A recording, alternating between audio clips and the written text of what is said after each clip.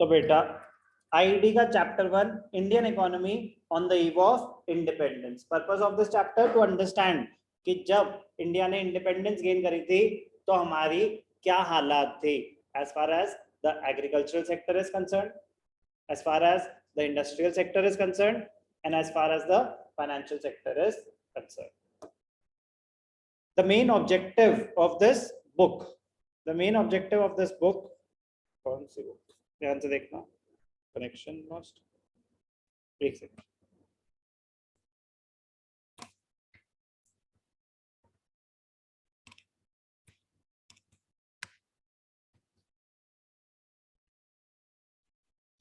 The main objective of this book, IED, is to familiarize you with the basic features of the Indian economy and its process of development. What are the features of the Indian economy? Process of development क्या रहा था? In order to understand the various phases of development, it is important to first look at the state of India's economy prior to country's independence and form an idea of the various considerations that shaped India's post-independence development strategy. आज जहां आप खड़े हैं, इस situation को आप better तब understand कर पाएंगे अगर आप हमें यार कहाँ यूएस देखो कितना ज्यादा एडवांस्ड है और हम कितना ज्यादा आउटडेटेड है. There are so many areas in India which are still highly underdeveloped. कह रहे ठीक है, बट ट्राई टू अंडरस्टैंड किस सिचुएशन से हम यहाँ तक पहुंचे हैं, तब आप बेटर अंडरस्टैंड कर पाओगे कि अभी ऐसे हालात क्यों हैं. We are still progressing, but कहां से कहां तक पहुंचे हैं तो आपको रियलाइज होगा कि अभी तो हम बहुत ज्यादा इम्प्रूव्ड सिचुएशन में.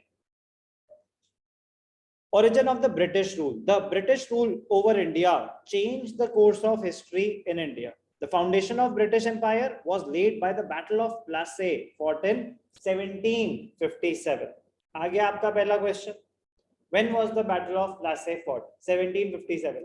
तो इतना सिंपल होगा कि इससे पहले आपको नहीं आता था तो 0, अब पता चल गया तो याद रहेगा तो पूरे 100% मार्क्स.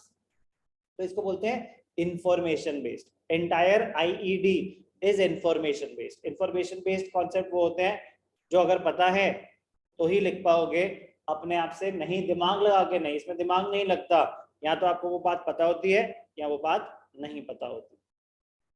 तो battle of Plassey was fought in 1757.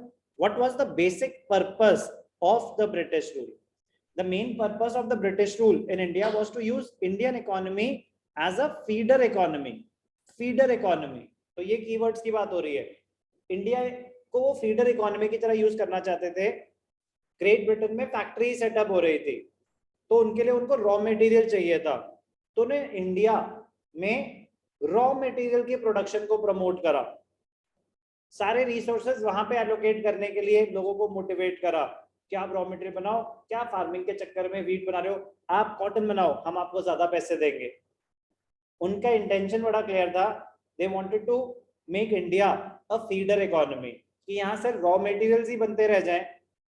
अगर सारे resources production of raw material पे लग जाएं तो फिनिश गुड्स होंगे क्या हमारे पास? नहीं होंगे. तो रॉ मटेरियल बन के जाते थे ब्रिटेन, वहां की फैक्ट्रीज में फिनिश गुड्स बनते थे और अब उनके लिए मार्केट भी मिल गई बेचने के लिए. वो इंडिया में सेल करते थे अपने मनचाहे प्राइसेस पे. तो टू फोल्ड मोटिव कहे, इसे क्या कहेंगे आगे जाके डिटेल में आएगा, but this was the twofold motive of the Britishers. Twofold, एक रॉ मटेरियल सस्ते में मिल जाएगा, दूसरा जो फिनिश गुड बना रहे हैं उसको बेचने के लिए एक रेडी मार्केट मिल जाएगी. टू फोल्ड मोटिव इस चैप्टर का one of the most important question रहेगा. The main purpose of the British rule was to use Indian economy as a feeder economy for the development of British economy. British colonial rule tempered the Indian economy very badly.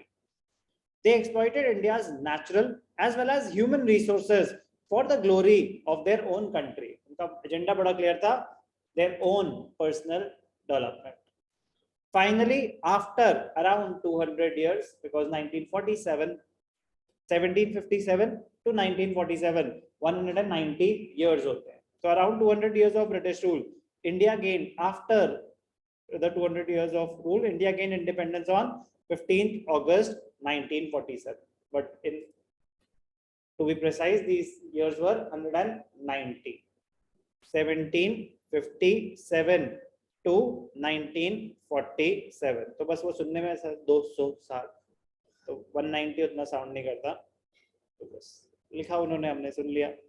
In this chapter, we will study brief introduction of the state of Indian economy prior to independence and just after the attainment of independence.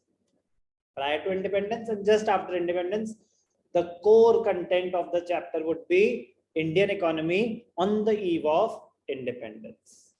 At the time of independence, क्या हमने britisher से take over करा था, क्या हालात थे तब. To appreciate the current economic status of India, we should understand the factors that led to the underdevelopment and stagnation of the Indian economy.